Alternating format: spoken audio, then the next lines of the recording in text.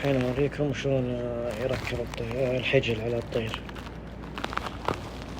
هذا هو، تمسك الحجل ورجلينه الثلاث أصابع ذولي، 3 أصابع هنا ندخلهم بالخاتم، هذا الأخير تخليه برا وتسحب الحجل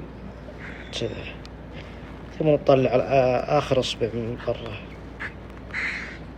ثم خلاص ما يطلع الحجل، خلاص يصير يمسك الإصبع ذا. واضح؟ عاد لا كبر ما مستحيل يطلع.